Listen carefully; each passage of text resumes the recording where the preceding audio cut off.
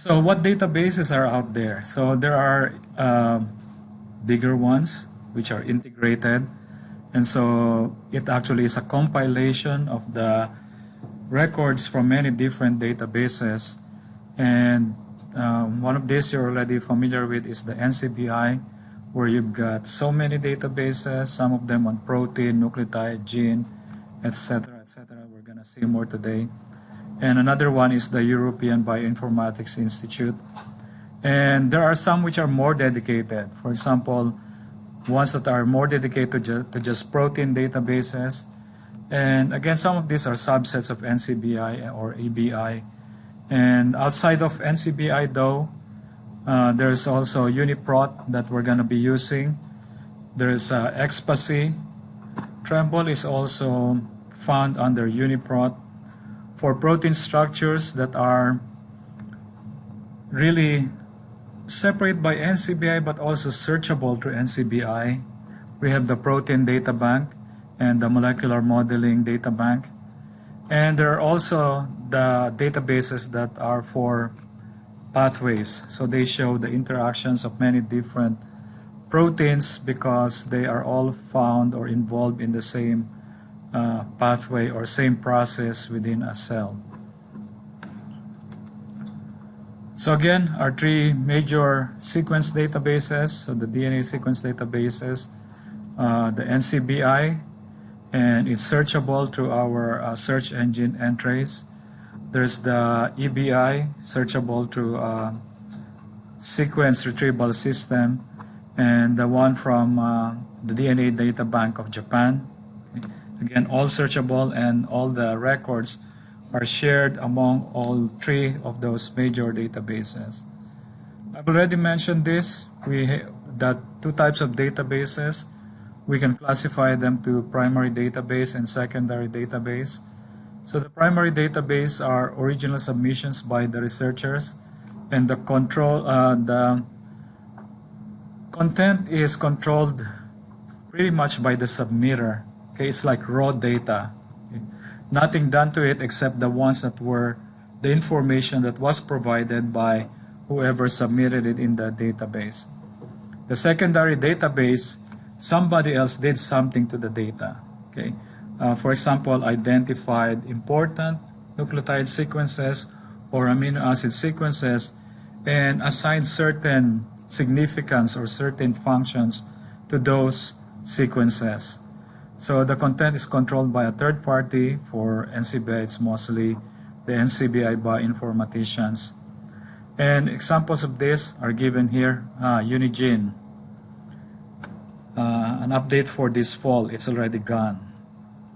So I was looking for it yesterday, and NCBI decided not to have it anymore.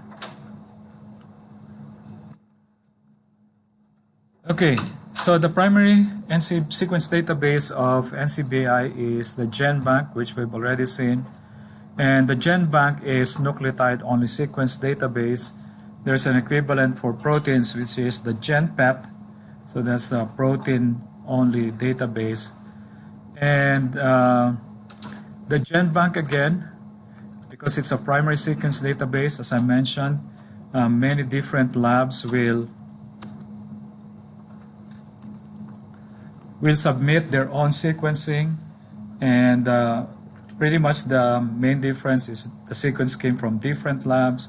Sometimes there's extra nucleotide sequence here or amino acid sequence here, but the gene is actually the main gene that codes for the protein is actually duplicated. So there's a lot of redundancy.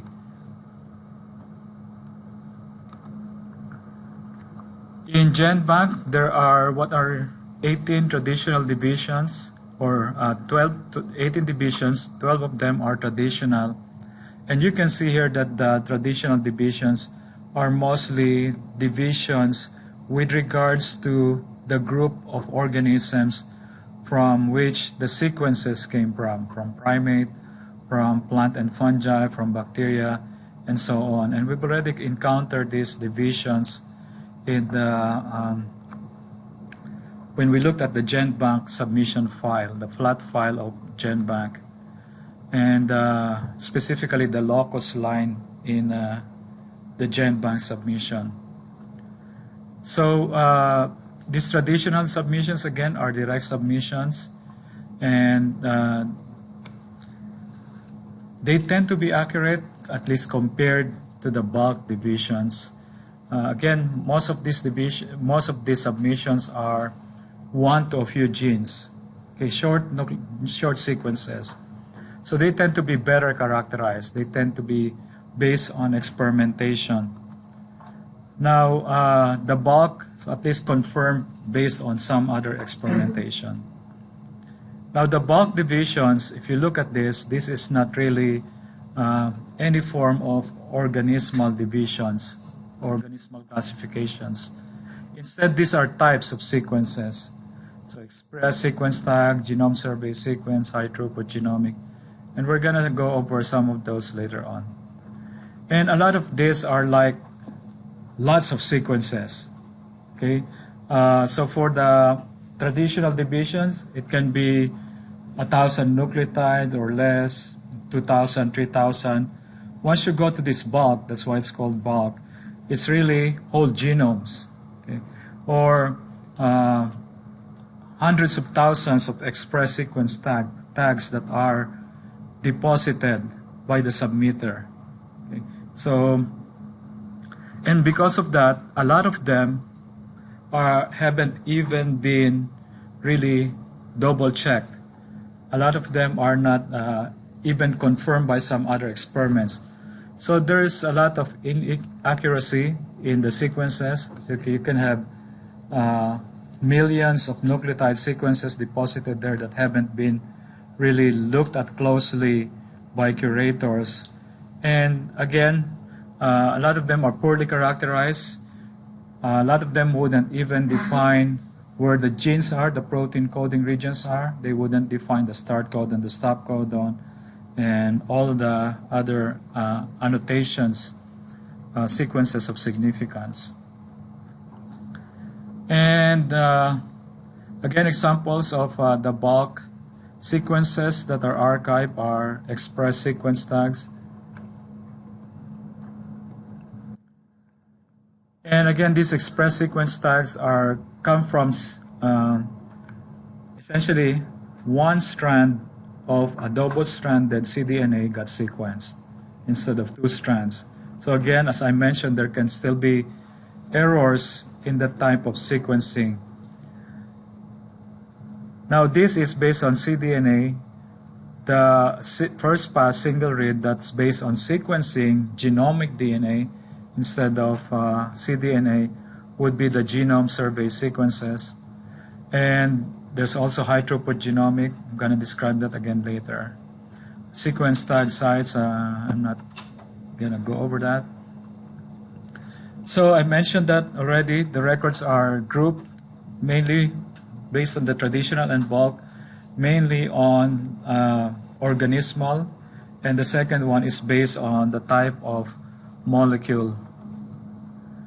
So if we go over, so you can boot up your computers now in case you haven't booted it up yet, because we're gonna be doing an exercise and we're also gonna be going over this. So you can search for NCBI GenBank, or you can just go to the NCBI homepage again.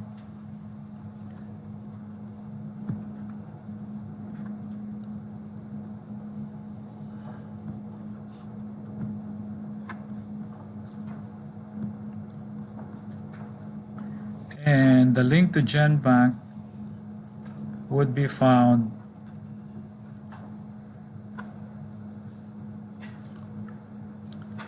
at the very bottom of the page. Again, you can just search for GenBank or memorize the link that goes to GenBank. And so this is the GenBank, and these are the different nucleotide submissions. And you can see GenBank, the database is also nucleotide because it's nucleotides that are deposited into GenBank and searchable through GenBank. Again, as opposed to protein or amino acid sequences. Okay. And again, you need to familiarize yourself with everything that we go over here for the exam and the exercises. And so an annotated collection of all publicly available DNA sequences.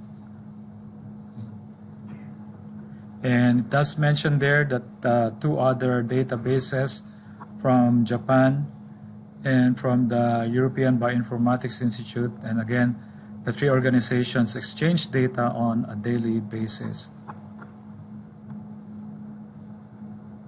So we're going to look at the different components of GenBank.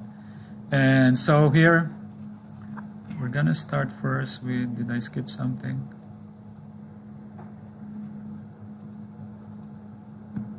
Okay, we're just going to go over genomes later, but these are the genomes. And again, if you go here, let's go over the descriptions. And you also have a link here on submitting sequences. Okay. Eukaryotic genome submissions, and so on and so on. And what are the types of information that you're supposed to try to include in the sequence that you submitted. Okay, the annotations that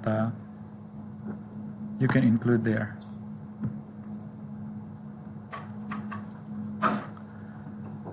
So next one here is the whole genome shotgun, and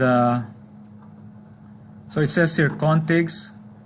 Contigs are joined fragments of DNA, okay, and they are joined to be able to come up with the sequence of a whole gene, or to be able to identify perhaps where the sequences are in the chromosome. Okay, so it works to, if you're trying to assemble a chromosome map, how many chromosomes do humans have again? How many pairs of chromosomes?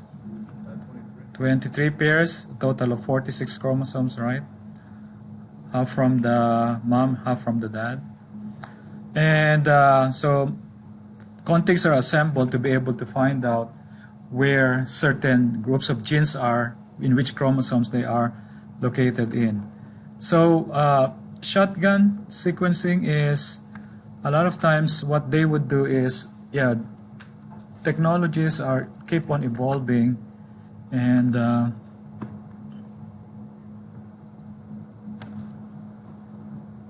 as I mentioned, biotechnology is a rapidly evolving field and shapes. So shotgun sequencing is because they have a technique now where they can isolate chromosomal DNA and then fragment it into a certain range of size of nucleotides. Let's say 400 nucleotides, around 400 nucleotides, or maybe a range 400 to 800 nucleotides in length. And then they sequence each one of those fragments, and then they assemble the sequences into contiguous fragments. So for example, they would, this is from one fragment, they obtain the sequence from that, and then another fragment, they obtain the sequence for that, and they sequence another fragment, and they got this sequence from that. From another fragment too, they got this sequence. Okay. And from another fragment, they got this sequence.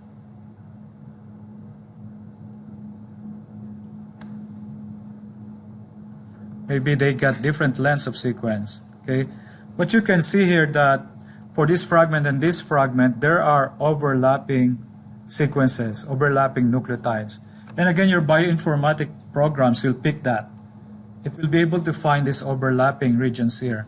Okay, and there's also this overlap here and this overlap here. Okay, and an overlap of this with this. Okay. And they found another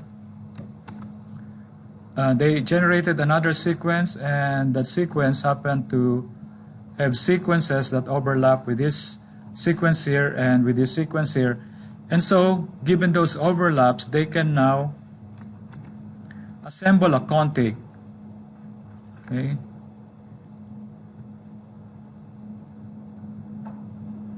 And if they happen to have some evidence already that this particular DNA sequence is found in chromosome 10, okay, because they have been able to assemble a config with this particular gene here, particular sequence here, with this 5 other sequences here, then they can say they're able to map the location of these 5 other genes into also chromosome 10. Okay, so this is your config here, okay. And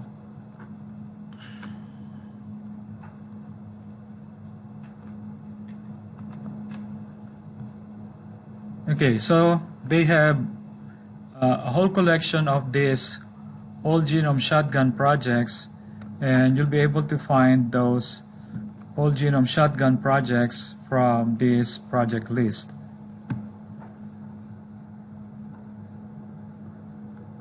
And again, the appearance of these websites keep changing, so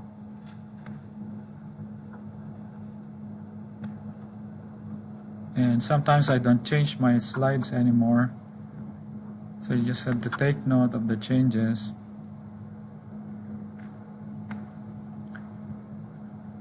And you can see here that there are 580,000 whole genome shotgun sequencing projects, and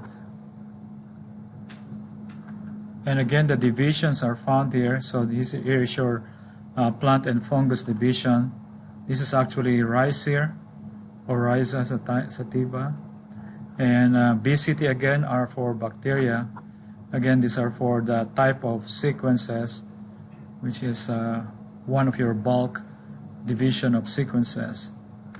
And if you want to search here, for example, let's say you want to search for whether there's whole genome shotgun sequences for a bacterium that you might encounter in your biotech research methods or in your bioprocessing lab. And then let me see if I can just enter it. And you can see here that there are whole genome shotgun sequences from different species of Stenotrophomonas. All the same genus, but this one is a known species. The rest are multiphilia, and mostly multiphilia because it's an interesting bacteria to study. That's the reason why they study it. It's an opportunistic pathogen in immunocompromised people, but some strains are also involved in degrading your organic pollutants in the environment.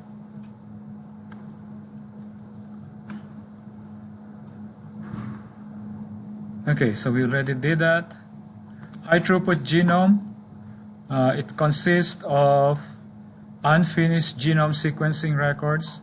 So unfinished, that means there's still a lot of gaps in the nucleotides. A lot of the contigs are not completely overlapped yet and not continuous yet. So there's low accuracy, and it says here again no annotations. The sequences are simply dumped into the database without a lot of annotations. And these unfinished genomes are classified into two. So there are unfinished ones which they have no plans of finishing, so they are classified an unfinished record, while there are some that are not yet finished but will be finished, and they are described as being finished records. Okay. And where do we find the ATG, HTG, I mean the high throughput genomes?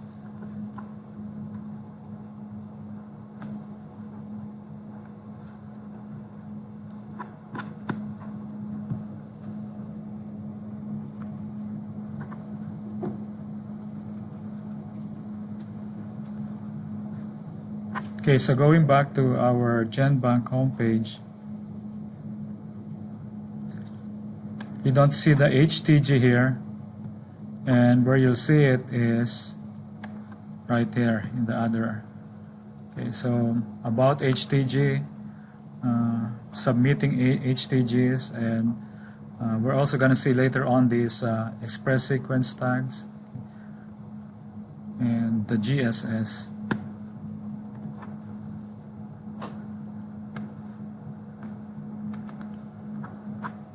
So first, again, just a review, your cDNA. What is your cDNA or complementary DNA? Again, the complementary DNA are derived from the RNA, from the messenger RNA. And so what you do is you isolate your messenger RNA, and then in the presence of the enzyme reverse transcriptase, and in the presence of a primer, the complementary DNA, the DNA that's complementary to your messenger RNA, is synthesized. You get rid of the messenger RNA by digesting it with ribonucleases, and then you synthesize the second strand of this cDNA, so now you've got a double-stranded cDNA. So the cDNA again is derived from the messenger RNA, and the mature messenger RNA in eukaryotes don't contain the intervening intron sequences and the other control regions. Okay, so it mostly contains the protein coding region. Again, contrast it to your chromosomal DNA. Again, your chromosomal DNA contains sequences that are not even transcribed, introns that are spliced out, right? Control regions. Again, there's only a small portion of like the 3 billion human genome that are actually transcribed and translated into proteins. So the express sequence tags are sequences that are derived from sequencing the cDNA. Okay, and again, there's not a lot of accuracy there because it's also only a single read, and there's also a lot of artifact and errors that are introduced by reverse transcribing messenger RNA.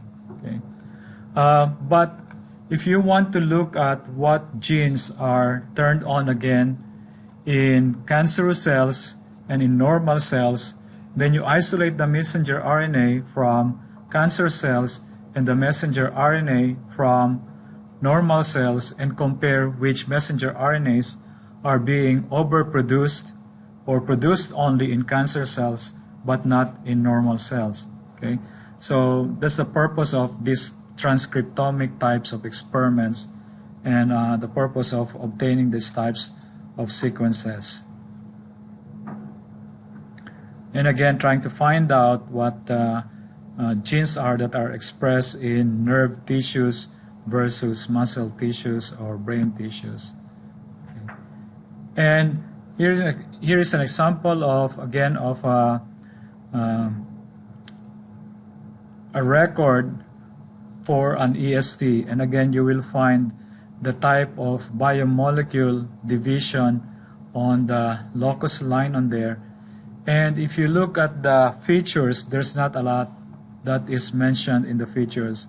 So it doesn't mention your start codon, your stop codon. Okay, of course your introns are no longer here. That's why you won't see introns. So, but there's not a lot of annotations that are included in the features.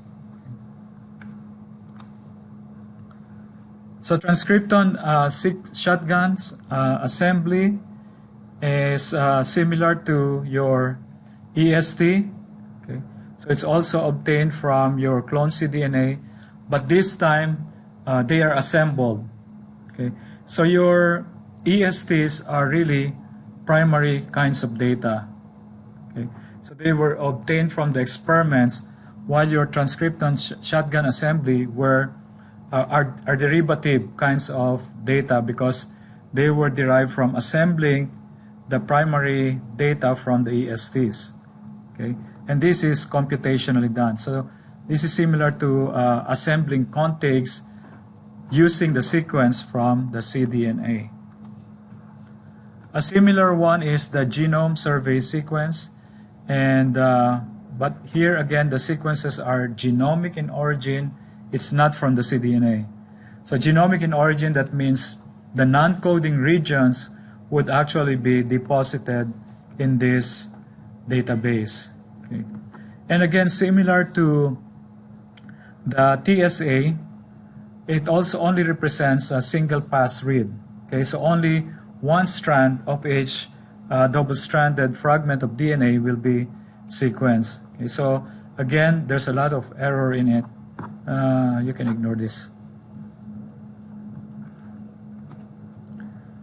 Okay, so more on the, again, primary versus derivative sequence databases. So the submitter, the scientists, the labs would just dump all the sequences that here they're happy to have discovered a gene that's not yet in GenBank, or sometimes they're just happy that they sequence a gene. They don't even care that it's already in GenBank, and they deposited it just to get their name on these databases, okay, just to get their names and records on these databases. And a lot of sequences are also dumped by sequencing centers, some private, some government agencies.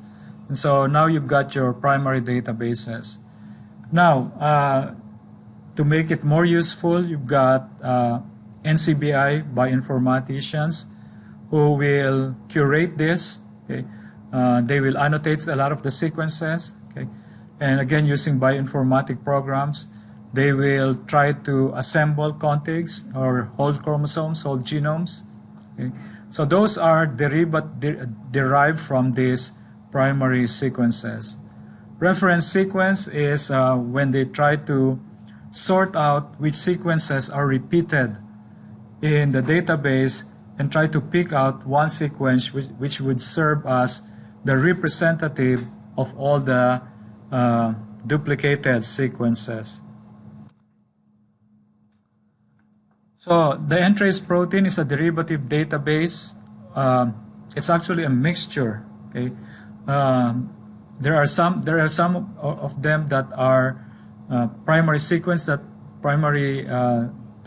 that are deposited by the submitter, but a lot of them are translated computationally from submitted DNA sequences or submitted mRNA cDNA sequences. Okay. And so the protein database is also referred to as GenPep, and so GenPep is the equivalent of GenBank. And you can see here so down below here would be the DNA sequence, which isn't shown here, but this is the computational translation of the DNA sequence. So you're looking at here now at the amino acid sequence. Okay. So GenPep, the database, have a lot of redundant proteins, okay, again submitted by different laboratories, different centers. So an example here, for example, and sometimes they come up with different names. Look at these three sequences here in GenPep. Okay, look at the sequence MSFVAG. Okay, they all have the same starting amino acids. Okay, and up to the very last here, TAD, TAD, TAD. Okay, so that's redundancy. Okay, submitted by one lab, submitted by a second lab, submitted by a third lab. Now, NCBI RefSeq, on the other hand, is essentially a sub-database. You can call it a sub-database, which contains only reference sequences. That means there is none to low redundancy, none to low duplications of sequences. So if you search for this protein here, you would only find one of these reference sequence in RefSeq. Okay, so it's a subdivision of the bigger database. SwissProt is also a non-redundant database. Okay, so again, this is curated. They take out all the sequences that are duplications. They leave out only what would serve as a reference sequence. And so, yeah, so some of the things in your exam is you're going to be asked, what database will you look at if you want to find non-redundant sequences? Okay, so you need to know the characteristics of those different databases, what makes them different from the other databases. Okay. So again, RefSeq is the NCBI's derivative sequence database. Actually, it's also found in other databases aside from NCBI, or at least it's linked into from other databases. Okay. And it's not only RefSeq DNA sequence that's reference sequences that are on there, not only reference sequence of proteins, but also reference sequence for genomes. Okay, so the human genome, mouse genome, etc. So how would you recognize that you're looking at RefSeq sequences as opposed to non-RefSeq sequences? Okay, so for example, most of your reference sequences would start with an N. Okay, so N stands for non-redundant. So for the reference messenger RNA, it's NM. Now, some RNA do not code for proteins, so they are non-coding RNA. They start with NR. So again, these are your accession numbers. Remember, they are unique accession numbers. And NP would stand for non-redundant protein. Easy enough to remember, right? mRNA, protein, okay, other RNAs.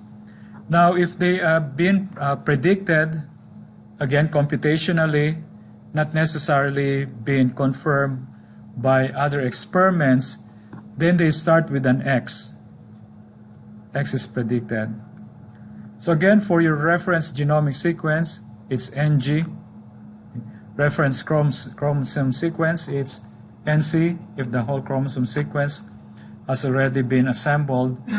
And again, others for the contigs and the whole genome shotgun sequence contigs. Okay. But don't be surprised when you go to the RefSeq data bank that some of them actually don't start with an M, but many of them would start with this letter N. Okay, we already know that the benefits of RefSeq is non-redundant. Okay, it makes it easier to look for sequences of interest, and it's non-redundant because again of the stewardship by NCBI staff and other collaborators. And other databases for protein sequences. Now UniProt integrates most of the sequences that are found here. Okay, and so UniProt consists of primary sequences as well as derivative sequences. Protein sequence. UniProt stands for universal protein. Okay, and because it integrates the data that are found in these other databases. And again, we said that SwissProt is also found under UniProt, and it's the non-redundant subgrouping under UniProt. Tremble is computationally translated. Okay, there's still a lot of redundancy in Tremble because pretty much it will translate all DNA sequences that are available out there. And other records that are found here will also be found in this protein information resource. This is run by Georgetown University. And again, your RefSeq and GenPep are also, proteins are also found here. Again, GenPep a lot of them are primary sequences, right? So UniProt again is a compilation of protein sequences that are primary and derivative in nature. It does also talk here about many specialized protein databases. So for some of you who will work with Dr. Balan later on, you might work with antimicrobial peptide sequences. These are sequences from antibodies. sequences of a set of proteins that are found on your membrane that are involved in a lot of neurological disorders. So if you go to the UniProt website, there's also sub-databases of UniProt. There's this UniRef, UniProt Archive, and the proteomes. And this is where you will see that the SwissProt is also part of UniProt, can be searched through UniProt, and the Tremble can also be searched through UniProt. And you will also notice that the number of records for SwissProt is only 547,000. For Tremble is 90 million. And again, because a lot of these are manually curated and annotated, while these are computationally translated of all the DNA, RNA sequences. That's why, of course, humans are slower than machines. So, and of course, humans are trying to do more than in terms of annotating and creating the sequences. So there's less records in SwissProt. Okay, again, SwissProt are manually annotated, non-redundant, and contains the translated sequences from EMBL and other databases. Tremble is automatically generated, computationally annotated and generated, and so there's more of it. And if you add SwissProt and Tremble, then you end up with all known protein sequences. Because Tremble also would translate the DNA sequences from NCBI. So all the sequences. Okay, some of your primary sequence databases, aside from GenPept and the NCBI, and part of the NCBI protein, only part of the NCBI protein, is the NCBI structure. And again, the structures, the three-dimensional structures of proteins are determined using your X-ray crystallography and your nuclear magnetic resonance. And if you click on this, then that brings you to this macromolecular, this molecular modeling database. Okay? And some of the programs that are used to visualize the three-dimensional structure of proteins. PDB is Protein Data Bank, is run by another organization, but again, it's linked. You can get to it by NCBI. Okay, so those proteins that have crystal structures can also be searched through NCBI. And this is the Protein Data Bank here, and the types of information that you're gonna find in Protein Data Bank, including the three-dimensional protein structures. Again, these are derived empirically or experimentally by crystallography. So it's a primary database.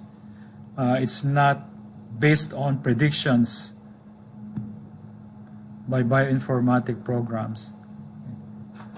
The conserved domain database is also another one, another database.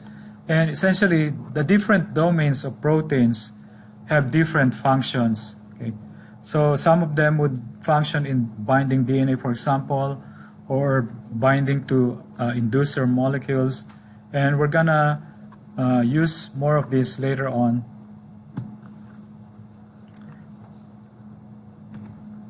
Other NCBI databases, and we're not gonna use much of this homologene, but homologous genes are those that are derived evolutionarily from the same ancestor.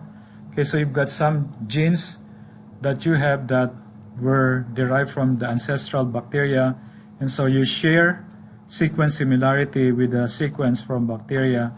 And this is essentially the groupings of genes that are evolutionarily related.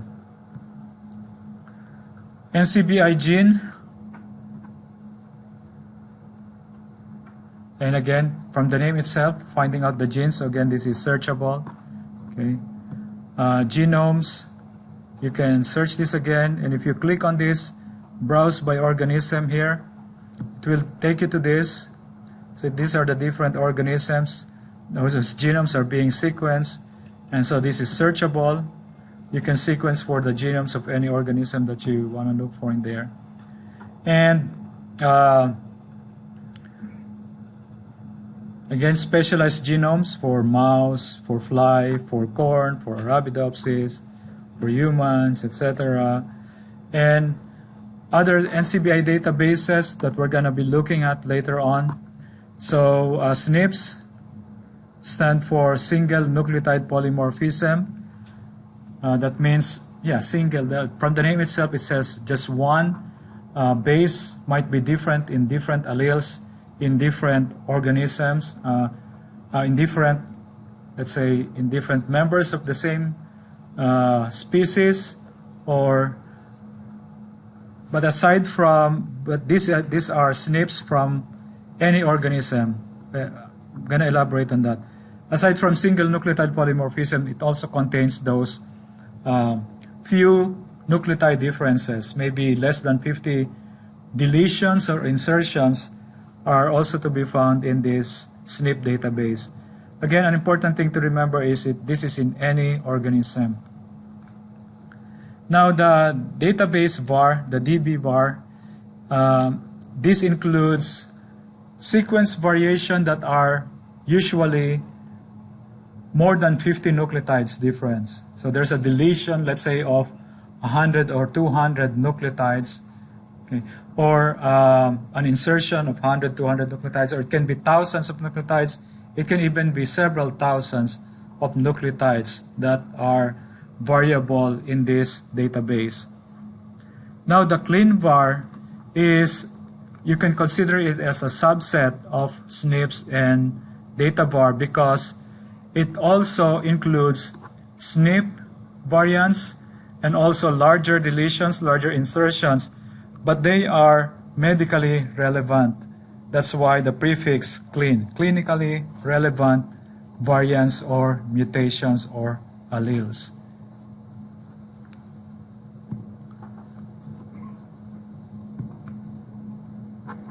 Okay, the next part is how to search.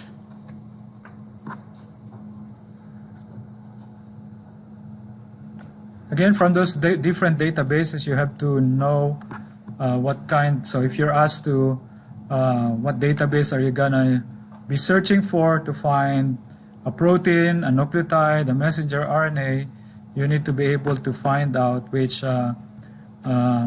database you're gonna use to look for those, to search for those sequences. Okay, so there are tutorials again for how to use Entrez. Entrez is our search engine for NCBI, so that includes not just protein nucleotide sequences but also PubMed. And again, it's the strength of Entrez is a single query will allow one to access information from any or all databases. Okay, so all databases, let's just say, what did we search here? Okay, so if you just go to the NCBI homepage again, we're going to search for colon cancer.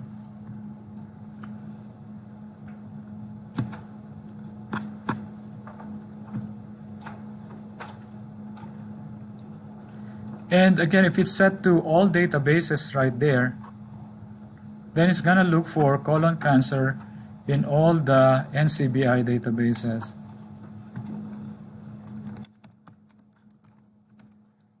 Okay, just press enter. And again, this is where you will find information from all the different NCBI databases. So even from MESH, from PubMed, PubMed Central, and from genes, proteins, structure, etc., etc. So other databases, okay.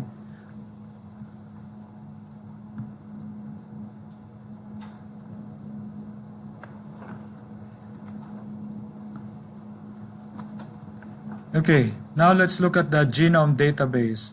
Okay. And let's look for Chinese hamster ovary is the favored cell for the production of recombinant protein for human biotherapeutics. Okay? So you can grow Chinese hamster cells as unicells. Okay? It wouldn't assemble a hamster in the bioreactor, in the fermentation vessel. It wouldn't grow any hairs in your bioreactor. It will stay as mostly circular cells. Okay, let's go back to the NCBI homepage. And again, to be able to find the different databases, and you just pull this down, and we're gonna go to genome,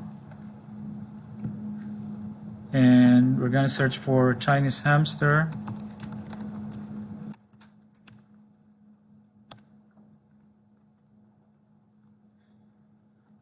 It automatically applied the filter organism. It detected it as a organism, so it applied.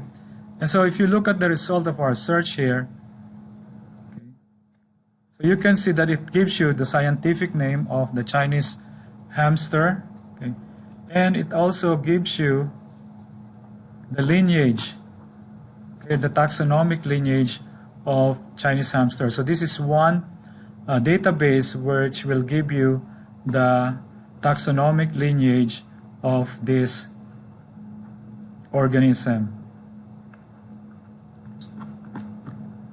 What else do I have to point out here?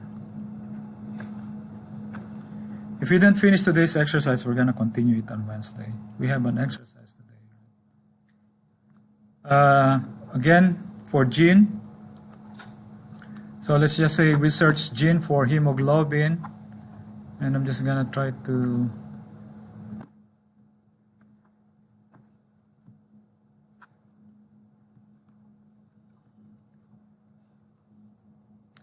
and again, all these databases, just like the PubMed, you can apply filters. Okay, you can specify fields.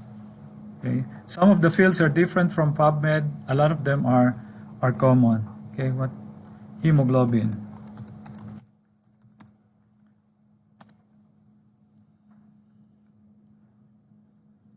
And so familiarize yourself with how the result looks like. And you can see here I have this, I'm going to clear this filter here.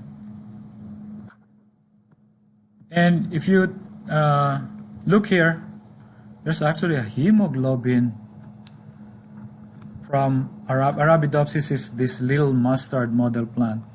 Okay, and you can see that there's actually a hemoglobin, maybe homolog or a sequence similar to hemoglobin from humans.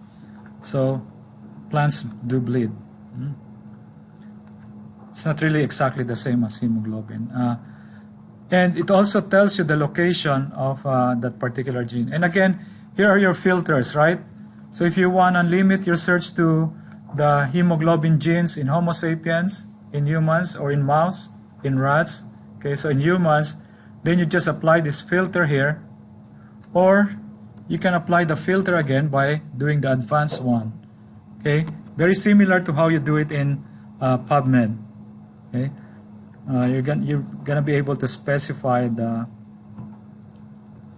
fields. Okay, so now in this next slide, I limited it to the organism Homo sapiens, and so I'm just gonna click on this.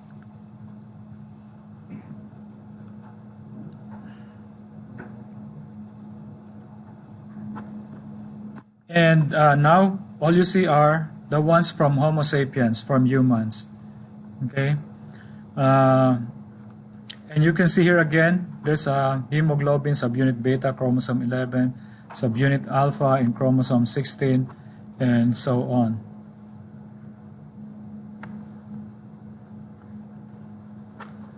And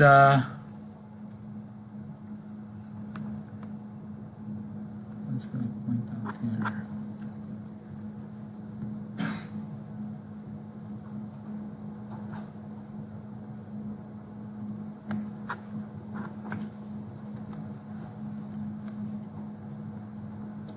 Now if you go to nucleotide, you can also search for this under nucleotide. Okay, I put nucleotide there and then I'm gonna press enter. Now it says here still gene. Okay, so sometimes you have to be very careful when you're doing searching again.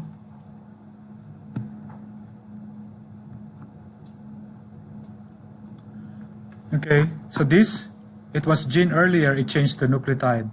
You need to be careful, you need to watch out for this, because sometimes even if you change the database here, on here, sometimes this doesn't change. And so when you search, it actually will still search from the database that is shown here instead of the database that you had here. Okay.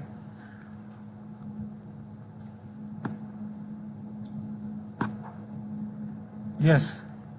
I didn't get the same number of results you got. Do you have RefSeq check?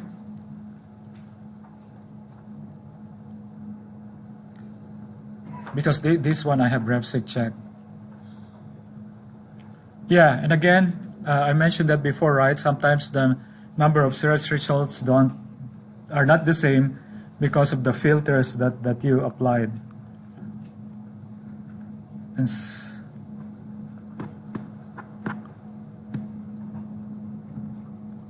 still different? Okay. And so again, nucleotide, you can search for colon cancer. Okay. And in this example here, okay, so now we're gonna start. I think, is the exercise available? So, so in this question here, retrieve the curated reference sequence for the messenger RNA for non-polyposis colon cancer in humans. So just from looking at this, what's the main topic here? What's the main subject?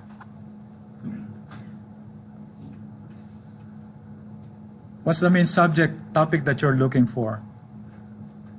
Again, when you're trying to answer this question, first thing you're gonna try to do is, right, look at what the main topic is that you're gonna be searching for, right? So what is the main topic that you're gonna be searching for? Or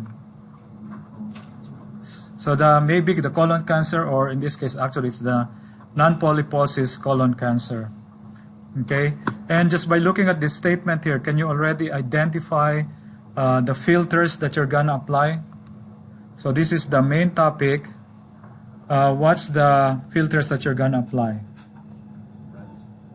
Sorry? The RefSeq. Okay. What else? Humans. Okay. And what else? Messenger RNA. Okay. So you can already identify the filters you're gonna identify. You're gonna look for. So we're gonna find those filters. Okay. What is it in the homework? The exercise. It says put the non-polyposis colon cancer in quotes. So first, messenger RNA is what type of biomolecule? Because you have to determine first which database you're going to look for that. Is it a messenger RNA? Is it a protein? And messenger RNA is not really a gene. Okay? So it really is a type of nucleotide, a polynucleotide, right? So this is, we're already in the right database. So we're gonna look for non-polyposis. I'm just gonna copy and paste that so that I don't misspell.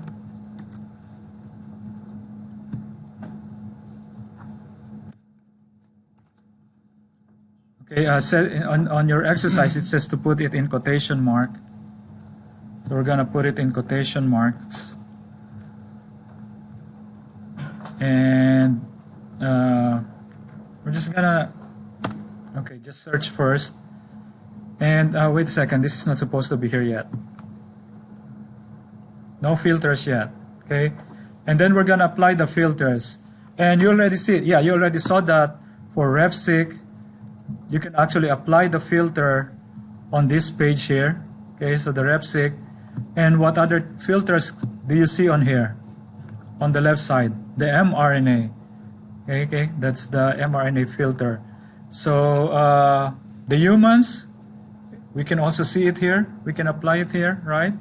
Is there any other filter that, so pretty much from here, you can already apply those 3 filters. Or, of course, you can always just go to advanced, right? And so when you're asked to show your search result, your search strategy though, I really would like you to snip the search builder that is found on here, okay? Just because sometimes some of the filters or the fields won't be found on that previous page, okay? So we said that we have to search for organism, right? And again, that will be human. And we just want to confirm it just by pressing this, and there's human right there. Okay, so we're just going to choose that, collapse that again. And then refseq, actually there's a way to do it here, but I'm not going to do it.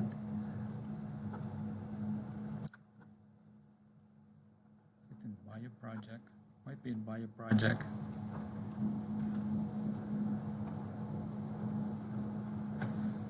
Okay.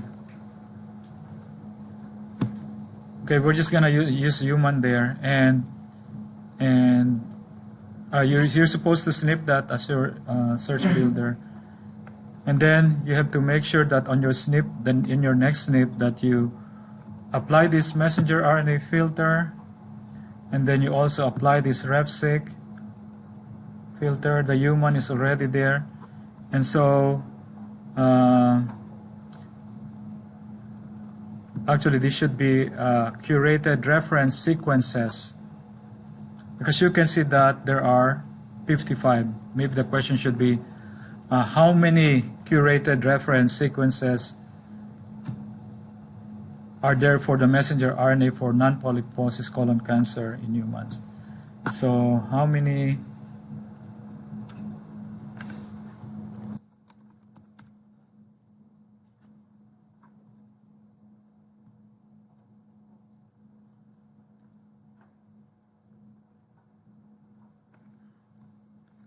Let's change that to how many curated sequence. But again, using the same retrieve the question, you should also use the same steps to answer the earlier question. Okay, and so now, what 3 genes are implicated in the development of non-polyposis colon cancer?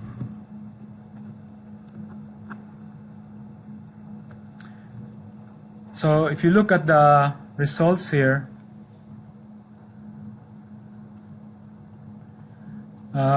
if you're familiar with genes, right, the nomenclature for genes, a lot of them would have 3 or 4 letters, right? In this case, there's a different convention in prokaryotes and eukaryotes. Okay, in this case, the genes and the proteins are actually being designated as this. Okay, 3 letters and a number. Okay, so how many of that do we have? Okay, we have one of the genes is, you can take note here again that it shows our mRNA. Our search result, we didn't snip yet our search result. So your exercise should be open now, right? So we're gonna snip that and paste that in our answer box.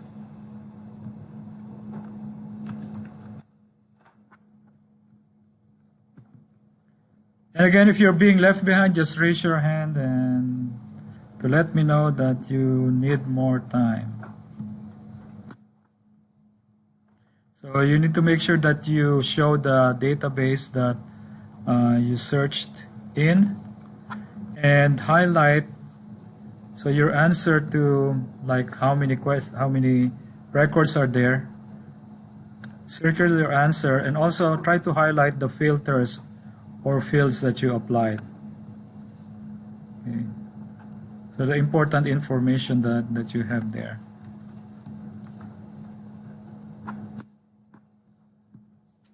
And we're gonna paste it here.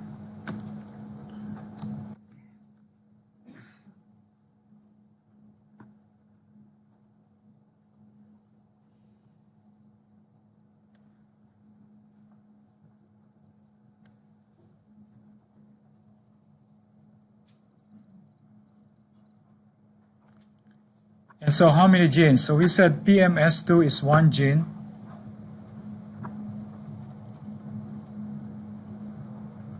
So actually we can, what are the four genes? What four genes? And so the first gene is already the top one.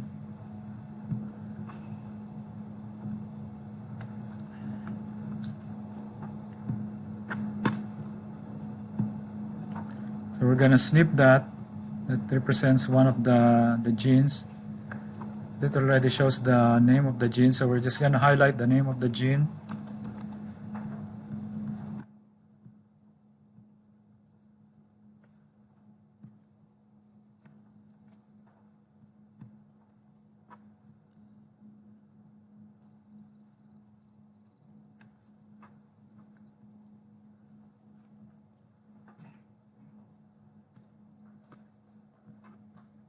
Okay, what's the second gene that you find on there? If you scroll down, PMS2, still,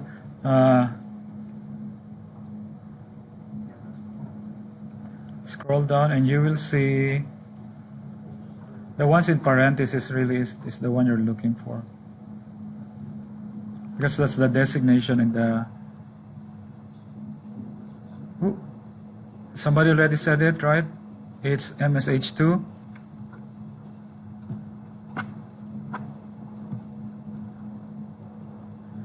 So it does say here it's a homolog of MOT-S. MOT-S is actually the equivalent in bacteria. So you can see that this gene, this protein, is highly conserved from microbes to humans.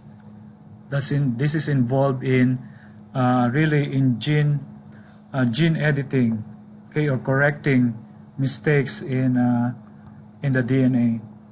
So we're gonna highlight MSH2. We're gonna paste it in our exercise.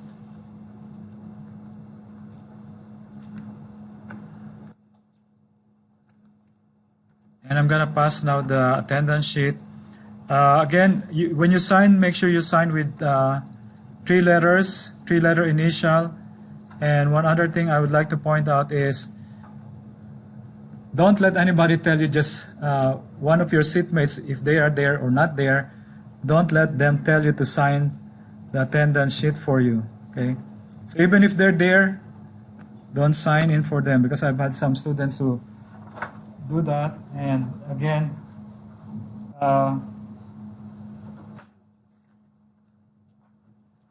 we're gonna practice good documentation practices as applied in manufacturing.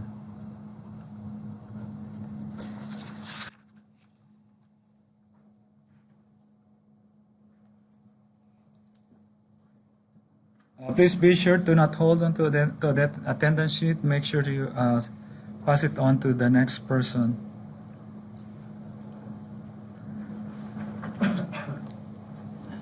Okay, so what's some of you probably have already found the third gene. Where is our third gene? Oh, here is now on the inside is PMS1. Okay, so we're gonna snip that again.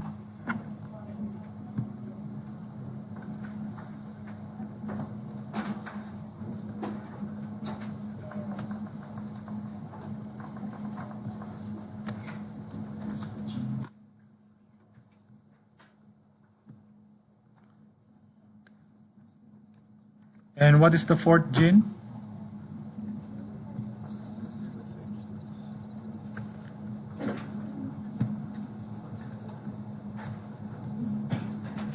Another MSH you said? Upside down. PMS.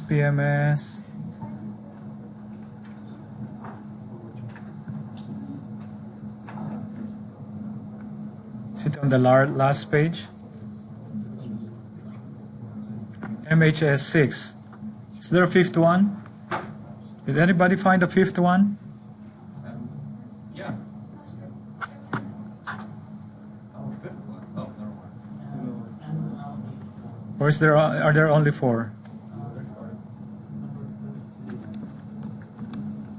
Okay, so again, that reflects the continuously changing records in the databases. When I first taught this, actually, there were only 3 genes that are implicated in colon cancer. But now there are already 4.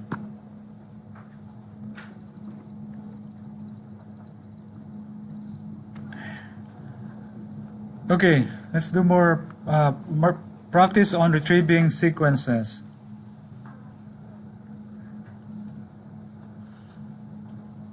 Okay, if you're asked this question, what is its gene name? Okay, your first step would be to use which database do you think? Gene. The gene database. Right, so we're gonna go to the gene database. Make sure you clear all filters, right? Clear all filters. And so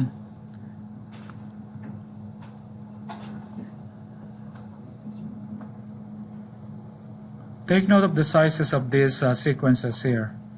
4,850. When we search for those same terms in a gene, for example, let's see if it's going to take us to gene.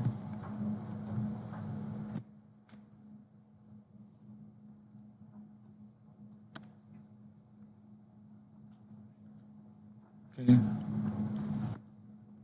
Well, it doesn't show. Okay. So if you look here, you actually get different results,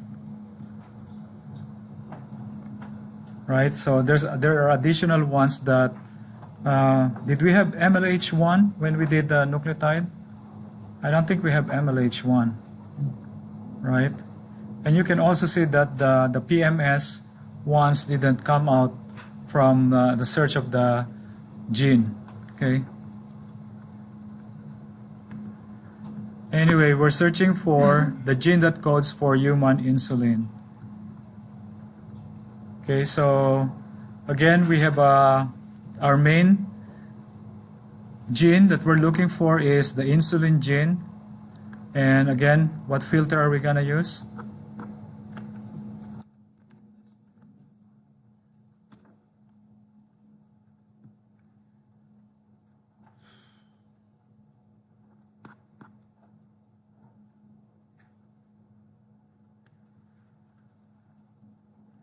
Okay, is there any difference? So here it says Homo sapiens 1918. Okay, how about if we add human here? So try to remember that it's 1918. If we do insulin in human, how many do we get? 16,160 is the total. Okay. So when we specified human here, take note that there are actually still sequences from other organisms. Okay? And that's because it's really just searching for the term human everywhere else in the record. It's not searching for human as an organism, it's just searching for the term human. Okay? So if you really wanna limit it, let's see if we're just gonna see 1918 as shown there. Okay.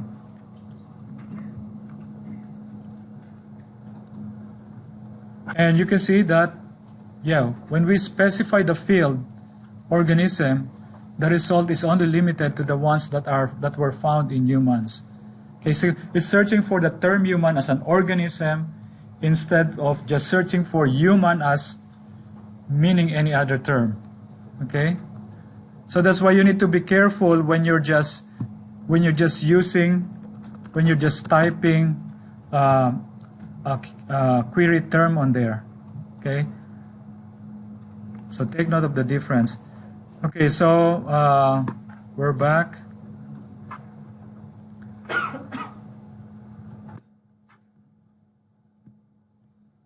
So we're just gonna use again our advanced search builder, and we're just gonna have insulin there,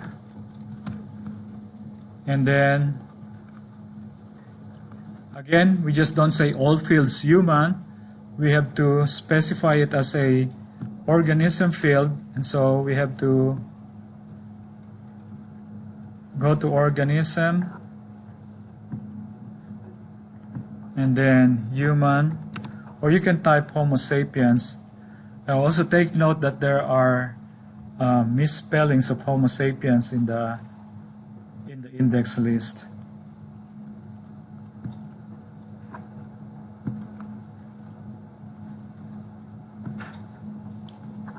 And snip that again. And again, make sure that you show the database that you're doing this advanced search in. So it does show there that we're doing this on the gene database.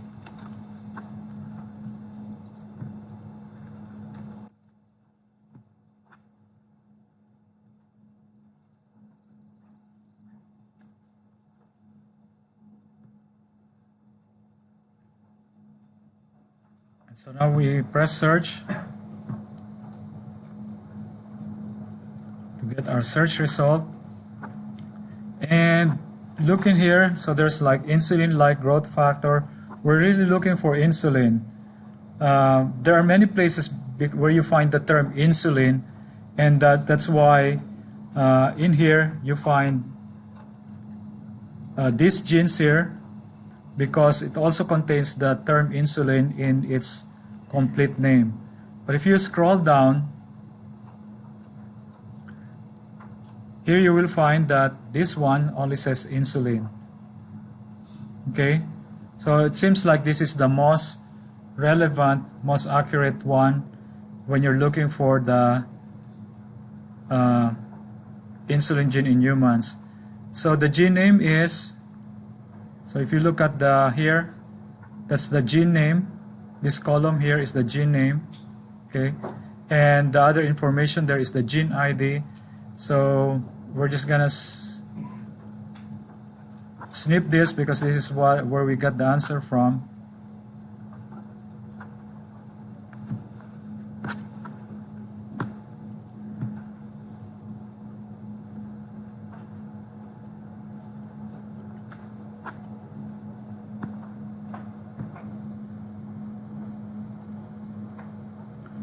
And these are the answers, the gene name and the gene ID.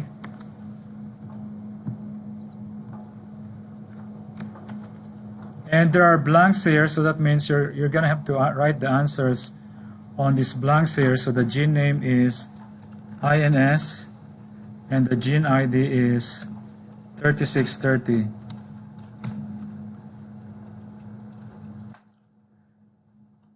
It also asks for where the chromosome, where the insulin gene is found in humans, and here it says that the insulin gene is found in chromosome 11. I'm just going to do a different snip of that.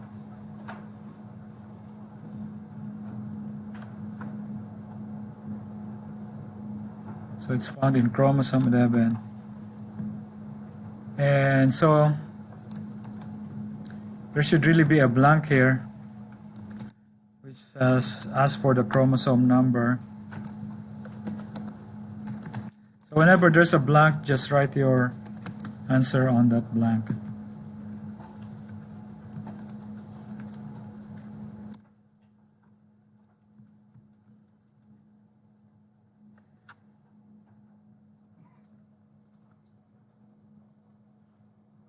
Okay, are we ready for the next question? No hands raised? Next question, retrieve the sequence of the human insulin peptide. How many records were found? So which database are you going to look for the sequence of the insulin peptide? Which is the first or the number one database that you're going to be looking for? Peptide is what? What biomolecule is peptide? Sorry? Protein, right? Protein or peptide? So we're going to look at the protein.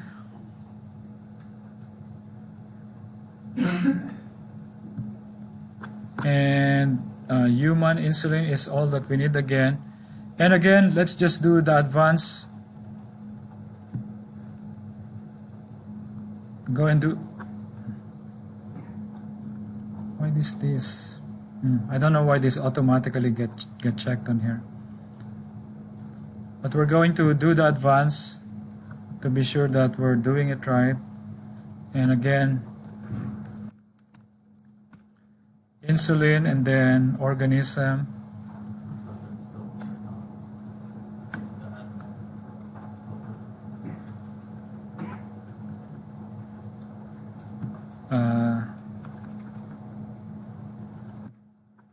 It's still clear all. It's still not cleared here. No, it's clear.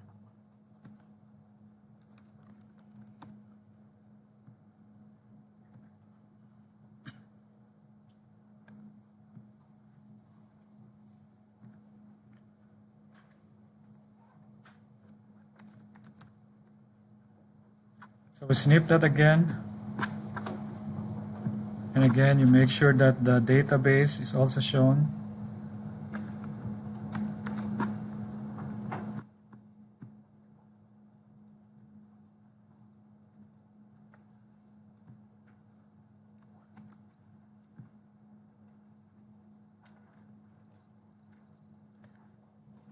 And then we search.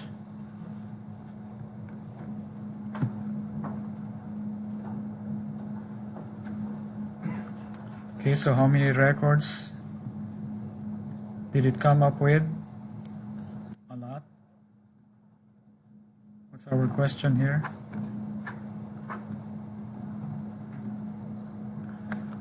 How many records were found? Okay, so we're gonna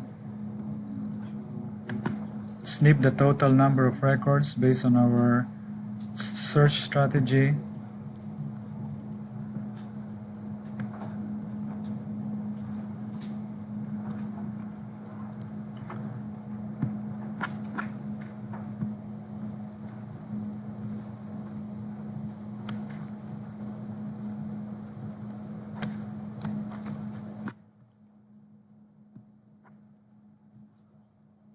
So that's our search result.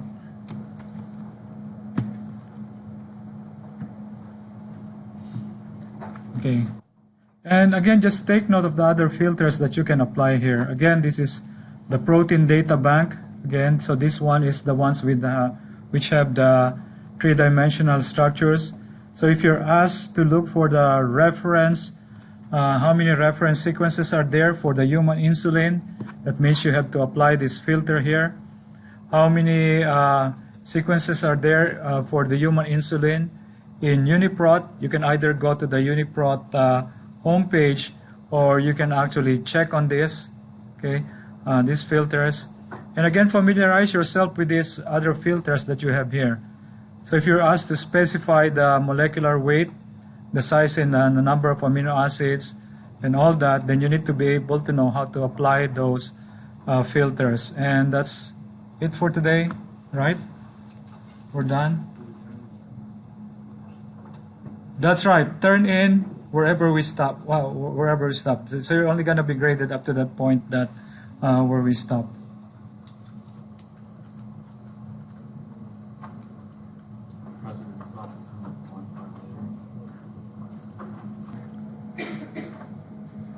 So we continue on with exploring the different databases in NCBI. And this time we're going to be talking about the taxonomy database. And from the name, the taxonomy is where you'll find the scientific name and also the lineage or the classification of an organism. And so we go again to NCBI. And so again, we find the taxonomy database from this pull down here of all databases.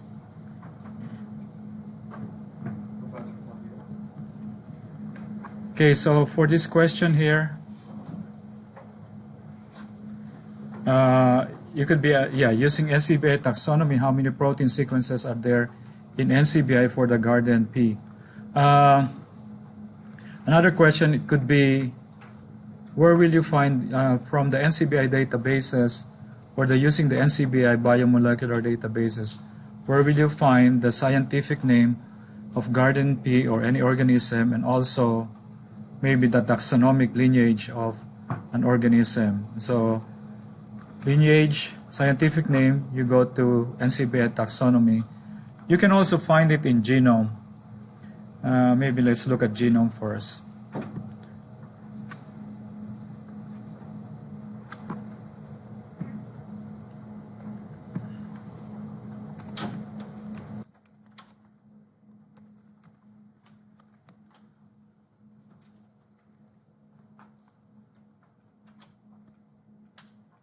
And here you can see the scientific name of your Mendel's experimental organism, Pisum sativum.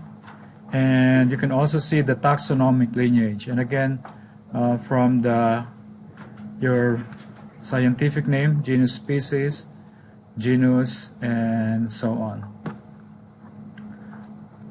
But we're going to do taxonomy today, so we're going to go back to taxonomy.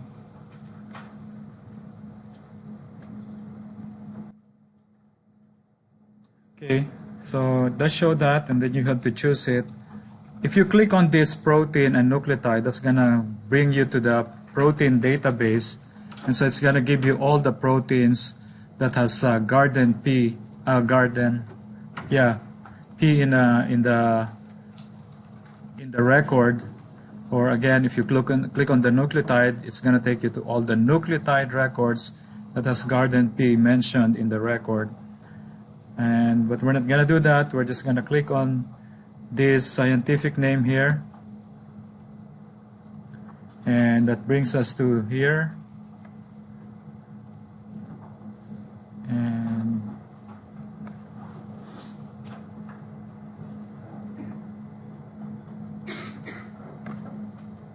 And click on this again. So there are many subtypes or subspecies of Pisum sativum. We're gonna click on this. And once you click on that, you're gonna get to this point where you're gonna see a lot of information associated with your search organism. And you can see here the number of nucleotide records that has Pisum sativum in it. At least mentioned. It doesn't necessarily have to be focused on Pisum sativum, but the name was mentioned in some of those records. And if you look at the protein, there's the number of proteins which has mentioned Pisum sativum, and so on. So there are other information, a number of genome sequences here, number of references. Again, PubMed Central is a subset of PubMed, which has free access, number of genes. And so you can click on those and try to see what you find, and what other important information do I want to point out here.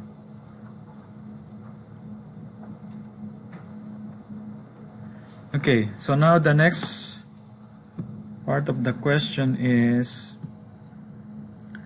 how many protein sequences are there in garden pea? And so here you click on that, and that should bring you the number of subtree links. So those subtree links include the major organism here, scientific name, as well as the subspecies that you saw in the earlier frame. So, and one of the exercise questions today, you're going to be doing, you're going to be using this taxonomy. So we go to protein, and so that takes us to our protein database. And here is your Pisum sativum here, with showing the taxonomic ID. And again, familiarize yourself with, so you would say that there are 9,060 proteins with Garden P on it, or a Pisum sativum. Okay. And again, familiarize yourself with the filters that are present on the left. So again, well, Garden P is a plant, so it's right there. Okay. And so PDB, what's the significance again of the PDB? If you're asked, when will you apply the PDB or protein data bank filter? If you're asked how many of the Garden P proteins have X-ray or 3D structures available, right? Then that's the protein data bank. Now again, if you want non-redundant sequences, a subset of the proteins which are non-redundant, then you have to apply the RefSeq filter. Okay, sequences from UniProt or SwissProt again. And what other things can you apply? What other filters can you apply? Again, you can specify genetic compartments. Okay, so if a protein is in the mitochondrion, what would you guess would the function of the role of that be for the cell? It's involved in probably in respiration, right? So if you mutate it, you probably would affect the respiration. Plant could die. If it's involved in photosynthesis, then you're probably going to find it in the chloroplast, right? And you can also specify the sequence length.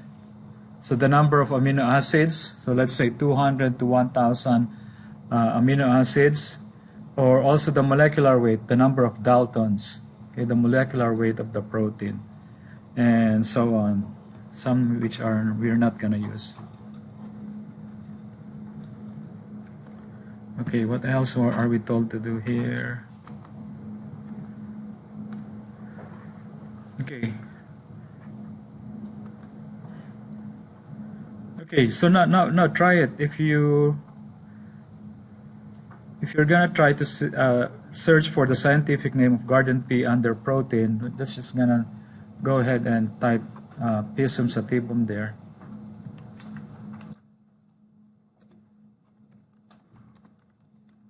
Wait a second. So how many hits do we have? 9,060. You remember that? 9,060. How about if we just search for the scientific name? So what? 20 times more? We actually have 182,000. And if you look at the subgroups here, you can see that it's really not just the proteins from Pisum sativum that are found here. It's also, again, some proteins, records from animals, from fungi, from bacteria. And so, again, they are there because the term Pisum sativum was just mentioned in the record somewhere. Okay, it doesn't really have something to do with, it's not focused on the Pisum sativum sequences. It was just mentioned in that record somewhere. So, and again, from here, though, you can narrow your search by specifying. So you can see here that there's our 9060. Okay, so now we're trying to restrict the field to the organism, and that's what it did. And so now we're back to our 9060. Okay, so again, take note of the difference of just having this in your query and actually specifying that Pisum sativum has to be the organism.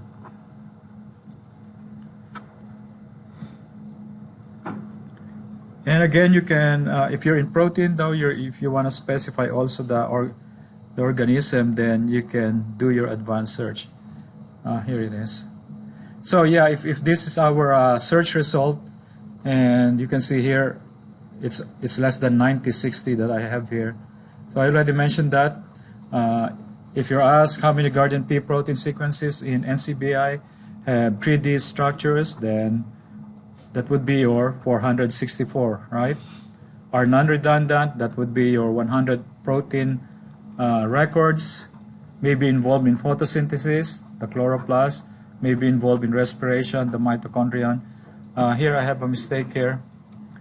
Are from 100 to 1,000 amino acids. So again, we're gonna, instead of 100 to 100, we're gonna change it to 100 to 1,000 amino acids long. And so we're gonna specify that here, sequence length. So 100 to 1,000. And again, be sure to apply.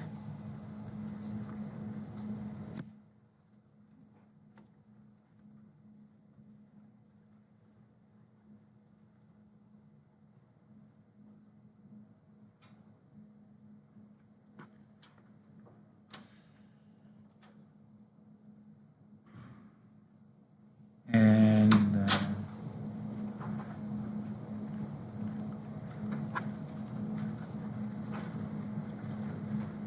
okay, what did I mess up?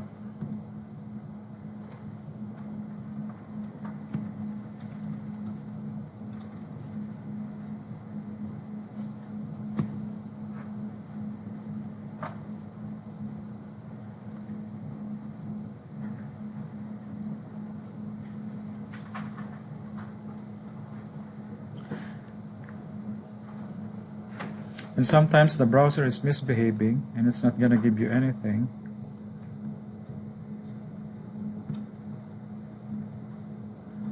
Let's just limit it to 600 to 1,000 amino acids. That's a lot.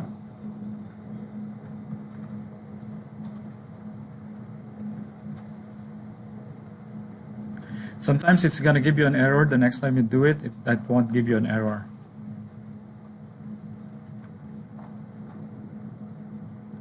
And this time it gave us results. And so 548. And again, you can combine the different filters or fields.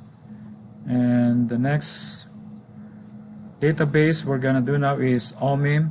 And again, this is the database of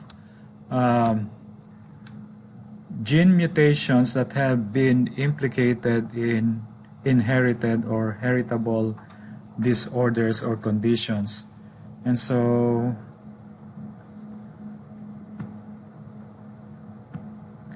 we're going to do sickle cell anemia.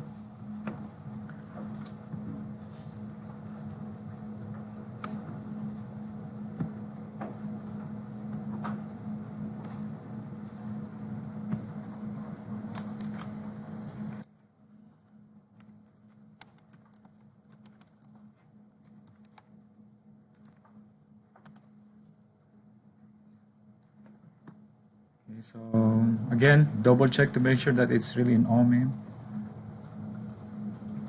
And it gave us 39 search results, but you scroll down to find out which you think is the most relevant.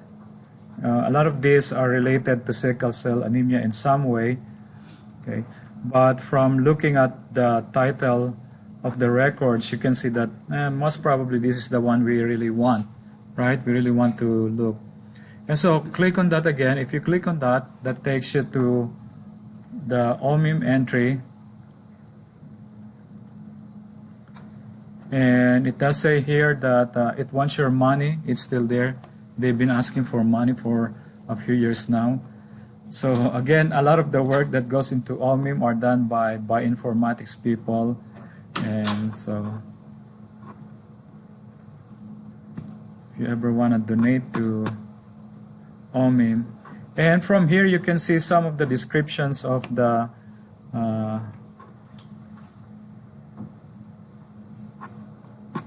many information that are found there, including the description of the disease and all that, and so much more. But we're gonna go back to the other information that we can get here. So the other important link here is the gene summaries. Okay, so and you're gonna be You're also going to see gene summaries if you're in the gene database, not just from the OMIM. Okay? And so if you click on gene summaries here, everything you want to know about the gene. So that brings you to the gene database, the gene record. Okay? And what kind of information do you see here? Here's your the name of the protein, right? The gene name is HBB. Gene name is HBB, and this is the name of the protein or description of the protein, hemoglobin subunit beta from humans. And let's look at the other information that we have here.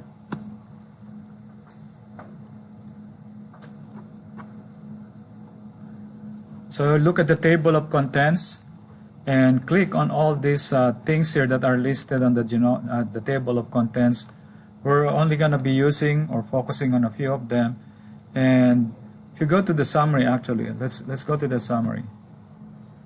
So that will also, if it's implicated, if the gene has been implicated in disease, then there's also a description of what the function of the normal protein is and what the disease is, the disease symptoms, and so on. And let's go to the genomic context now. And if you go to the genomic context, this is the heading here, genomic context. It does show you in what chromosome number is that particular gene, the HBB, found in chromosome number 11. Okay, and it shows here too, chromosome number 11.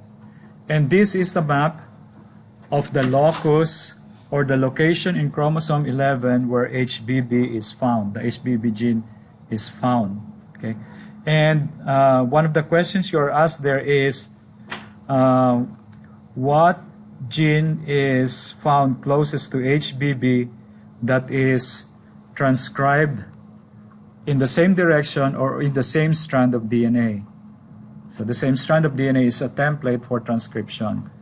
So you're gonna, if it's same strand, same direction of transcription, that means you're gonna be looking at the same direction of the arrow.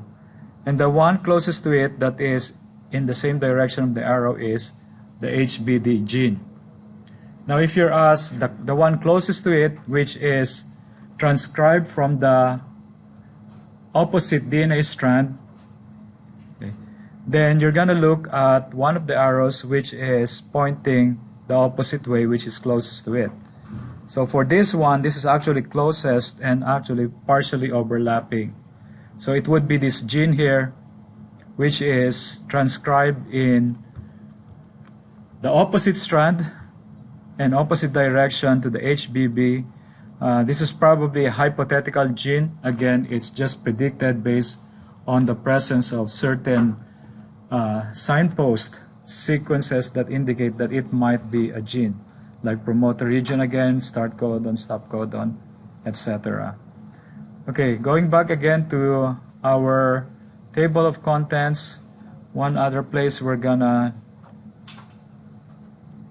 use a lot is if you're asked to identify the reference protein accession number or the reference mRNA accession number, and that this is reference sequence, right, or the non-redundant sequence, and it takes you here. So this is the non-reference genomic sequence, okay, or the RepSeq gene, and again non-redundant accession numbers, protein accession numbers starts with the letter N for non-redundant, and so for the mRNA it's NM. For the protein, it's NP. And so again, if you click on that, and you'll notice that there's one of them here, mRNA and protein, and well, there's only one. Sometimes there would be 3 different non-redundant mRNA and protein sequences. So you just click on this again, and that would take you to mRNA is what kind of biomolecule? It's a nucleotide, so it takes you to the nucleotide, so it takes you to this reference mRNA sequence. And again, familiarize yourself with the type of information that you will find here. So under the features, for example, okay, it does identify the gene, the coding sequence, okay, and it does say that there's an exon there, okay, and also here you can see that the gene HBB is also mentioned here.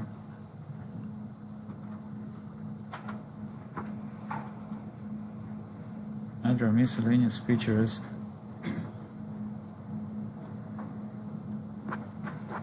Finally, the sequence.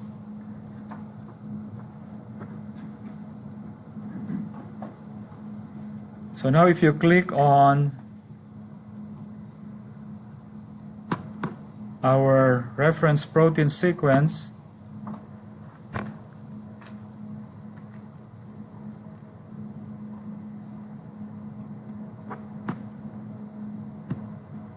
see, sometimes it hates you. I mean, it hates me, not you. Doesn't want to do anything.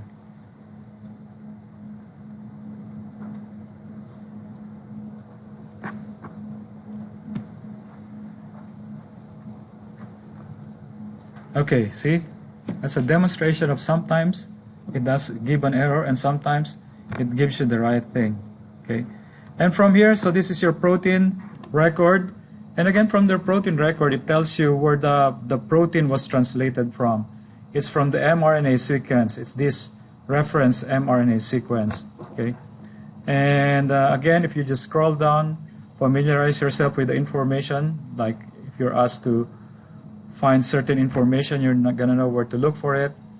And some of the important things here, the location of the, well, the protein is 1 to 147, so amino acids, and it does tell here the molecular weight of the protein, okay, and different important sites too, like functional sites, amino acid which get acetylated or glycosylated, and what else? Coding sequence. Okay, so now once you go to your, so you already did the, so I just, what I decided to do is I just split the exercise so that the ones that you are expected to turn in at the end of class is separate from the ones that you're gonna try to finish later on. And again, if you want to stay in class to just try and finish it, you can do so. And Jacqueline will also is gonna be staying here with you to help you finish it up, get it over with.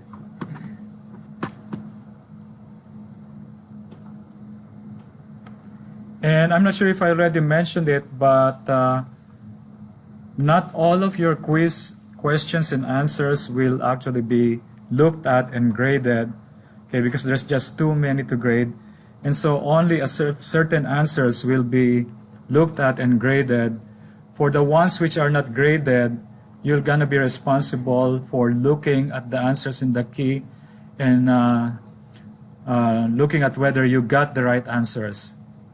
Okay, so compare your answers to the key. So again, just in preparation for the exams. So you already did 1, 2, and 3 of this, so you don't need to. You already did 1 to 3, right? Yes. Okay, so there should be no need to do 1 and 1 to 3 above, since that will already be graded separately in your exercise 2. And so you're just gonna be finishing this, and really for today the most important part that I would like you to finish and turn in is number 6. Okay, and that's what we did when I go to gene summaries and look at the reference protein, reference mRNA, and all that. And when you look at this, you can see that I actually guide you in how to find the answers. Okay, now in your exams there won't be any guides on how you find the answers. you're just gonna be asked questions. Okay, find this and find that. How many of this? How many of that? Okay, so take note of that. Don't expect to see these kinds of questions where you're actually told which database to use.